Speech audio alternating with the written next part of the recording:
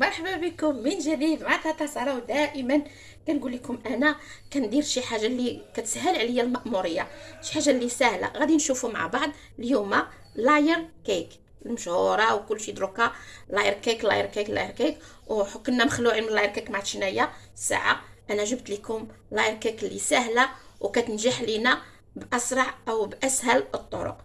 كما كتشوفوا انا هنا عندي راه المقادير مضوبله حيت باغا الحلوى تكون كبيره. وبيان سور هذه بمناسبه نجاح ولدنا في البكالوريا وتبارك الله. مبروك على الكل الناجحين، وكي كيقولوا هارد لاك اللي ما نجحوش خيرها في غيرها. وان شاء الله نتابعوا المقادير ديالنا، وكما العاده ما تنساوش تشيروا لايك وتفعلوا الجرس، ونكملوا مع بعض الفيديو حتى النهايه. نشوفوا اللاير كيك ونشوفوا كيفاش غادي نزينوا الكيك ديالنا باسهل وابسط الطرق. وطبعا العاده وهذا الله يرحم والدينا كاملين، الله يرحم من بركه. اذا نقول لكم غير نص المقادير اللي القطر ديال المول ديالهم كيكون غير 15 سنتيم. انا غادا ندير هذا المول الكبير، داكشي علاش ضوبلت وما بغيتهاش عاليه، بغيتها غير تجيني عاديه لان ولدنا صحابو بزاف وغادي نديرو غير القياس ديالنا. دونك المقادير ديال 15 سنتيم ديال المول غادي ناخذ فيها 3 البيضات فقط، 200 غرام ديال السنيده، 200 غرام ديال الفورس ديال المخصص للحلويات، كيس من فانيليا معدل 7.5 من الغرامات الساشيه العاديه ديالنا، 7.5 غرام قبصه ملح، قليل من الملح، وساشيه ديال الخميره الكيماويه بمعدل 8 غرام. وعندنا 250 غرام ديال القشده الطريه، 250 غرام كما كتشوفوا، وتكون فيها نسبه 30% ديال المواد الدهنيه. هذا هو. واللي بغات تخدمها بالفوي ديال اليد عادي تخدمها، هي غتاخذ لها شويه الوقت. واللي بغات تطربها الكيس الكاس عفوا الكاس ديال المولينكس كما غادي نشوفوا مع بعض دابا، ولا ديرها في العجان اللي عندها. كل وحده تستعمل يعني اللي سهله عندها. كما سبق ليا وقلت لكم غادي نمشيو مع السهله اللي عندنا. انا هنا قلت لك ضربت المقادير، عندي 6 ديال البيضات. بسم الله الله اكبر.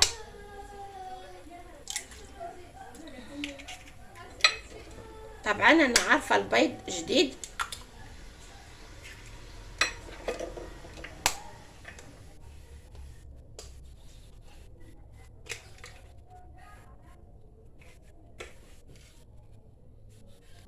البيض، سنيده،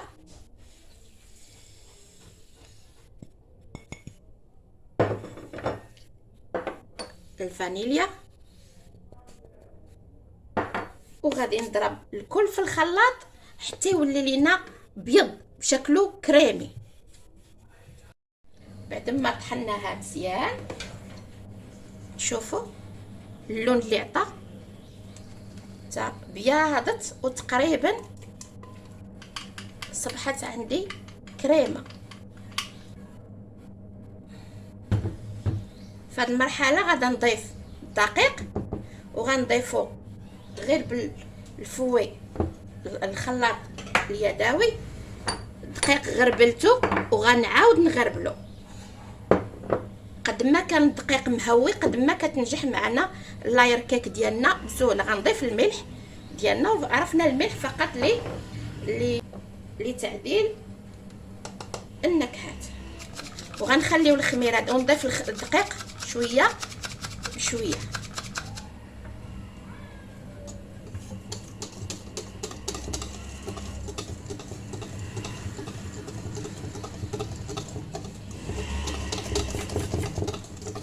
نبقى حتى نضيف القياس ديال الدقيق اللي عندي كله.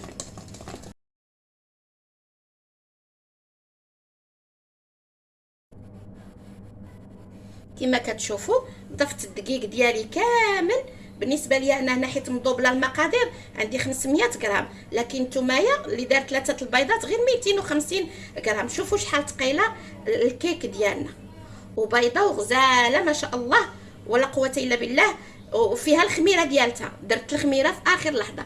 دابا غادي نضيف الكريمه ديالي، وغنضيف بشويه بشويه الكريمه، وندخل الكريم في الكيك ديالي. الا بغيتو ضربوا الكريمه تردوها كريم يعني شونتيي، طلعوها موس وتدخلوها كما بغيتو. ما بغيتوش ديروا بحالي، سهله كما قلت لكم كنديروها سهله. هاد الشونتيي هو اللي غادي ينفخ لينا هذيك الكيك ويردها لينا لاير كيك. بهذه الطريقه نبقى تندخل الكميه ديال الكريمه اللي عندي كامله.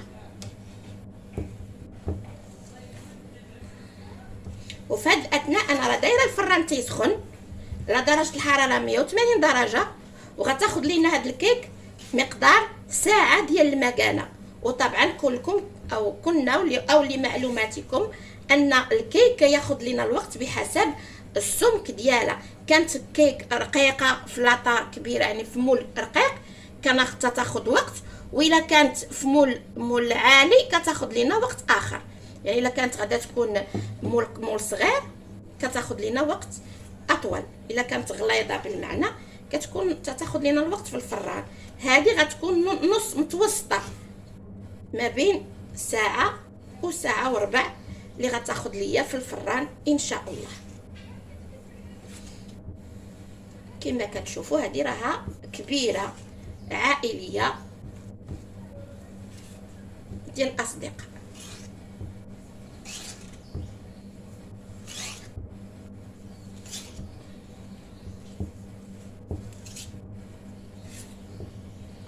نضيف اللي بقى.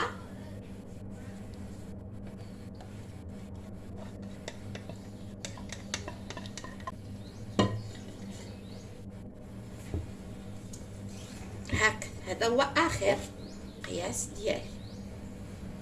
كما كتشوفوا معايا ها هي لاباراي ديالي، شوفوا كيفاش دايره. ما بقاوش فيها التكتلات ديال الدقيق او شي قياس ديال كلشي اندمج. وغادي نمشي نصاوب المول ديالي، نلبسو بالبابي وندخلوه للفران. استسمح ضاع ليا الفيديو اللي فيه كيفاش لبست الكاغط المول ديالي. درت الكاغط بهذا العلو هذا وكبيت لاباراي ديالي كما كتشوفوا. وفي النهايه غادي نعاود معكم هذه العمليه لانها مفيده او بالضروره خاصني ناكدها معكم. في النهايه ملي كنكب الخليط ديالي في النهايه كنقوم بهذه العمليه بشكل حلزوني.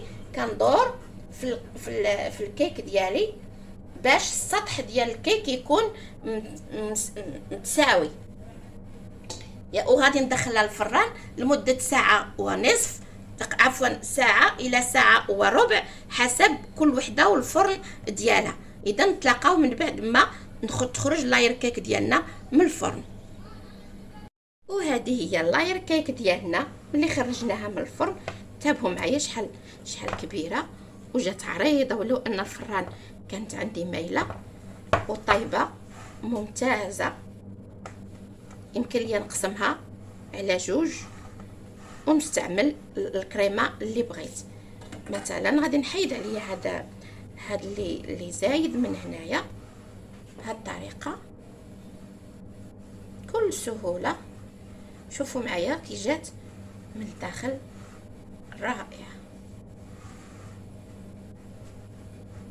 نقاد السطح ديالها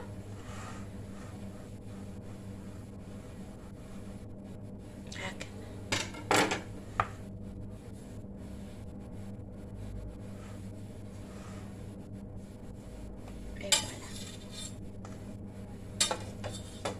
شوفوا